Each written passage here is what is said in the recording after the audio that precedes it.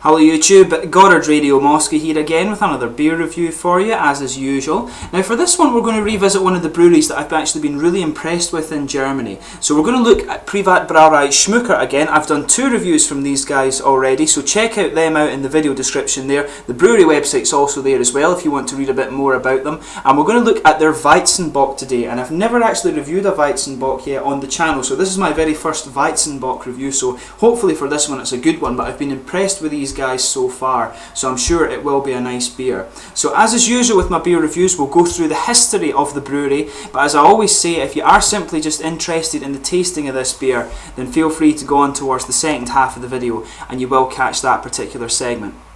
So anyway, the Schmucker Brewery was actually founded in the year 1780, and it's a very strong regional beer brand which operates in the Rhine area, mainly in the Neckar Triangle between Darmstadt, Heidelberg and Aschaffenburg, and they're actually located in a small town called Mossautal, which is about 75 kilometres to the southeast of Frankfurt. Now, the brewery was founded in the year 1780 by Nikolaus Schönberger, and it was known then as the Hirschfurt Brewery. And then 20 years later, the Odenwald and the Black Dry Master, who you can see on the label here, they became the symbols of the brewery. But after the marriage into the family of Johann Gottlieb Schmucker in 1895, the brewery changed its name for the first and last time, thus becoming the Schmucker Brauerei. And at this time, the brewery was actually producing 1,500 hectolitres of beer. And in 1958, the brewery became the first brewery in Germany to construct its own sewage treatment plant. And I find that quite funny that they mentioned that in the history, but obviously it was a big deal at the time. And over the following 10 years, the brewery was actually continually modernised, and this included the construction of a multi-storey bottling hall, some new fermentation and storage tanks, and also a doubling in a capacity of the brew house. In 1973, they actually exceeded the 100,000 hectolitre per annum mark, and then 10 years later they increased that by 50% to 150,000 hectolitres per annum. In 1984, the brewery became the first in Germany to be decorated with the Good Honour Letter for their environmental policies for the business and throughout the Odenwald. They're a lot of breweries in Germany are actually very keen on sort of using local ingredients and protecting the region and stuff, and the Odenwald just to the north of Heidelberg, actually, it's a very beautiful place, so you have to give them credit for that. But in 2001 they actually also added a completely new fermentation, storage and filter area to the brewery, and this opened in 2002, and 4 years later in 2006 the brewery actually became a member of Brau Holding International Group, one of the most powerful groups in Germany for brewing, if you like. And they also actually host an annual festival in the last week of July every year where you can go and try all their beers and take part in the local traditions and things. So if you're in the sort of Heidelberg, Aschaffenburg, Darmstadt area of Germany, go and check it out if you're here in the end of July. But the company, as I mentioned before, are actually very environmentally friendly, and they seek environmentally friendly cultivation methods for their raw materials. And apparently they check all the suppliers very rigorously, and they're very proud of the natural beauty of the region, as I mentioned a minute ago, and they want to maintain this. And the brewery also has a guest house and a restaurant so that you can visit and stay, and you can also get tours of the brewery as well, which when I looked at the website of this brewery, they actually seem to be very cheap, so maybe a good brewery for you to actually visit during their time there. But that's your brief history of the Privat Brauerei Schmucker. The other beers that you can get from these guys are the Meisterpils, the Privat Export, the Hefeweizen Naturtrüb, the Weizen Bock, the Hefeweizen Dunkel, Crystal Weizen, the Hefeweizen Alkoholfrei, Weizen Radler, a regular Radler, a Pils Radler, however you want to call it. You can get the Keller beer, the Märzen, the Schwarzbier, the Doppelbock Dunkel, and the Rosé Bock. These are the 2 I've actually reviewed for you already. You can get the light beer or Licht, you can get the Odenwalder Landbier, and also the alcohol-free variant of that. And they also have another land beer which is called Raubacher Jokel, and they also have a Pils called Gude as well. So if you're interested in those, check out the brewery website and you can find out where to get them. This is probably unfortunately going to be my last Schmucker Brauerei review for you for a little while, because I'm going back to Scotland, so I won't be able to get these beers unless of course the brewery want to send me them, hint hint. So maybe they'll send me some more of their beers and I can make more videos for them. So let's get on with the tasting of this guy. I'll just bring up the camera and let you have a little look at the label on this guy. Just camera's being a bit funny there, but here you are. You can see it's the regular Schmucker label. This guy is a sort of maybe turquoisey blue, I would describe it. And all of their beers actually have different colours. The Doppelbock one had the black label, and the Rosé Bock had a sort of burgundy coloured label. But all the labels are the same, just different colours for each of their different beers. You can see the Black Dry Master, which actually when he became the symbol of the brewery back near in the very early days, just as I said, in the history part of the brewery. I'm not sure exactly what the Dry Master is, if it's maybe like the mayor of the town or the kind of premier taster, if you like, the one who assures you the quality of the beer. But as you can see, he's on the bottle cap as well there, so quite a significant symbol for the brewery. But yeah, it says on it, made with Odenwalder water. So quite an interesting one here. As is usual, these are all brewed in accordance with the Reinheitsgebot, and it has the address and things on the back. This guy has a best before date as well, which is the 10th of October 2014, so I'm well in date with this guy. But let's get it open and get on with the tasting here. This guy is a 6.8% Weizen Bock, as I mentioned, brewed in accordance with the Reinheitsgebot, and it uses all local ingredients from the Mossautal region, or the Odenwald area. So let's get this open. That didn't work out so well there, it kind of jumped, but as you can see, a little bit of smoke on the opening. But let's get this guy into the glass and see how we get on. So you can see a nice big head forming on this guy already. Let's just leave it at that for just now. We'll give it a whirl and see what we can get from the aroma. But as you can see from the colour of this guy, I'm getting a lot of kind of wheat and a sort of yeasty dough off the start actually. But let's give it a swirl and see how we get on. It's quite hard to swirl the German beers just because of the amount of head that they have on them. But yeah, a lot of banana in there, as you'd expect. Some kind of yeasty, definitely some bready yeasty character. It's actually quite a really kind of prominent one with that kind of acidy smell that you sometimes get from the Hefeweizens. But a lot of doughy yeast in the aroma. There's a lot of banana actually. This is one of the more pungent kind of Hefeweizen type beers, if you like. I know it's a Weizen Bock, but it has a very pungent banana aroma, this guy, which is what you would expect it. But it actually smells pretty much like a Hefeweizen rather than being a bit more distinctive for the Doppelbock. It's a white head on this guy. You can just see it's disappearing a little bit now. But yeah, there's a bit of citrus kind of underlying there. Actually, I think it has quite a grassy underlying as well, but the banana is the thing that's coming out first. It actually smells sort of very, very fruity fresh in that way.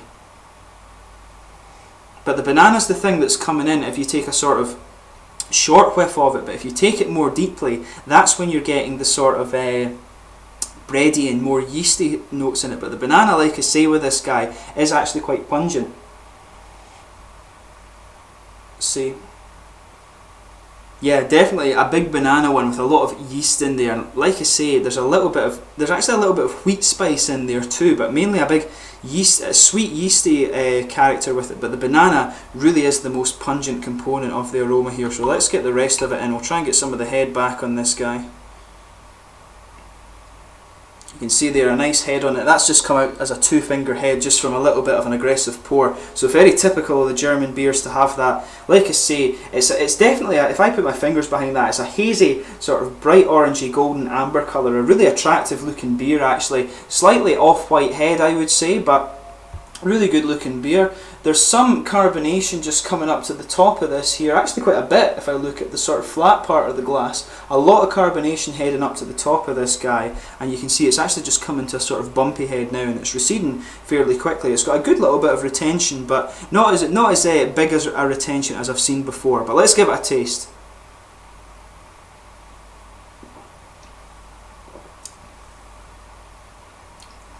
Actually, the first thing that's coming in is you're getting just a little hint of the alcohol warmth, and that's one thing that's reminiscent. That's one of the characters of Bock. I always look with the Weizen Bocks to see what characters from each type of beer you're getting in this, but you're definitely getting a little bit of the alcohol warmth from the Weizen Bock on the first taste, or the Bock side of the beer.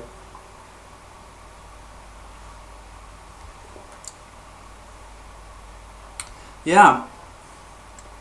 The banana flavour in it is actually a lot less pungent, if you like, in the flavour than it is in the aroma, which is quite interesting.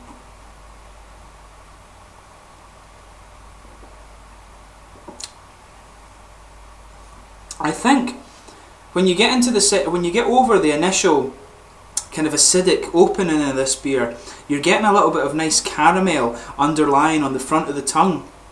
After you get past the really kind of sweet, yeasty characters, the banana is kind of coming to the forefront within those kind of bready, yeasty characters, but there is an underlying caramel element to this flavour.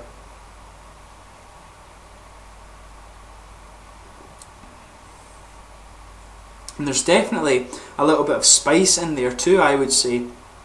It's quite an interesting one. The flavours in this one, I would say, compared to their other beers, they aren't quite as forward, if you like. This is a more mild flavour. It's a full flavour at the same time, but it is quite... at the same time, it's not as kind of in your face as the other beers, if you like. The other beers have some really prominent elements in the flavour, whereas this one perhaps is a bit more balanced, if you like. But their other beers are pretty awesome, and this is interesting because it shows that they're brewing in different ways. But this one seems as if it's blended very well, whereas the other ones had parts of the flavours that stood out a bit more than the others. But this is really interesting as well.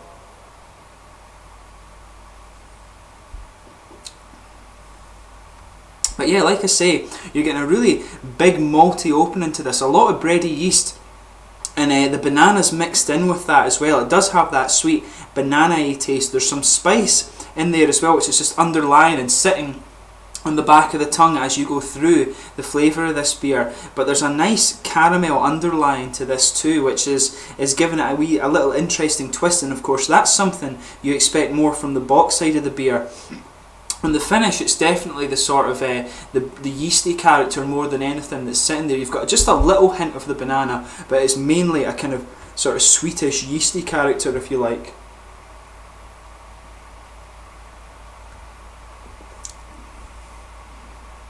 And the spicy flavours are sort of staying there into the aftertaste as well, more sticking towards the front of the tongue. And I think there must be a little bit of citrus in here as well. It does have a little bit of the kind of acidic flavour about it, the sort of citric acidy kind of flavour. And I think that there is definitely a little bit of it's definitely a sort of more lemon and zesty citrus that's in this flavour.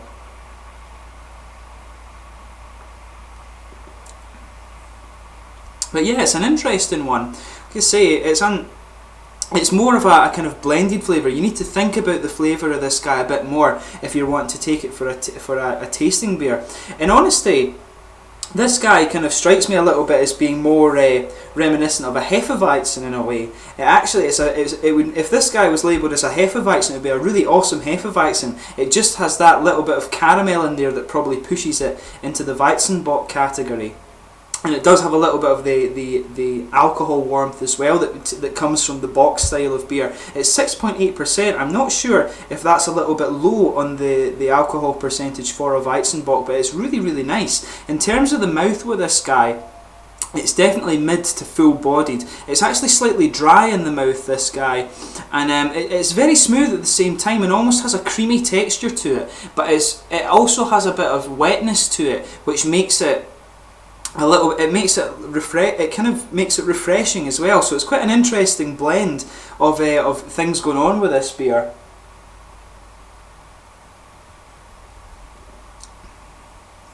The carbonation is more prominent at the front of the beer, and then definitely smooths out. But yeah, it's definitely mid to full bodied. It does have a slightly dry mouthfeel as well, but it's very smooth with a sort of creamy texture to it there. And it is overall, it's a very fresh beer. Like I said with the aroma, it is a very, very kind of fresh beer all throughout this one. A very fresh aroma and very kind of refreshing with the mouth as well, even though it has that kind of little bit of dry character throughout in the mouthfeel too. But it's an interesting one. If you're really into your sort of Hefeweizen beers, I would say this Weizen Bock is more leaning towards the Hefeweizen rather than the Bock. It's only got a little bit of element of the Bock in it actually, that nice sort of caramel character that helps with the bready base, or the yeasty base rather, and it also has the kind of a little bit of the alcohol warmth as well. So it's an interesting one to try. I'm not sure if I had the choice of all of the beers from the brewery, I might be more tempted to go with either the Rosé Bock or the Doppelbock beer, but this is an interesting one to try as well. And if, like I said, beer is subjective, you know, people, if you had a choice of a brewery, some people will pick this beer as their favourite, some people will pick the other as their favourite. But what I can say about this brewery is they always do some really, really good flavour, some really, really nicely well-rounded flavoured beers. This guy is interesting compared to the other two, because it's more of a well blended flavour, if you like. All of the things kind of go together like this, and you have to think about it a bit more. It's a bit more complex than their other beers, I would say, which is interesting, but all of their beers are well done, and if you do try anything from this brewery, you're certainly not going to be disappointed. So like I always say, have a look at the brewery website, see what you think of the beers. If you have tried this guy before, please let me know in the comment section your own thoughts on it. I always like reading the comments from the other beer people and seeing what you guys think of the beer. Hopefully I'm picking up the right flavours. But thanks again for watching my beer reviews. I hope you found it informative. Check out the Privat Brauerei Schmucker from Mossautal in Germany. And you know, thanks again. Please like, subscribe, share, all the usual YouTube stuff. Help my channel grow. I'll catch you soon with another beer review, and I hope you're all enjoying some good beer yourselves. Cheers.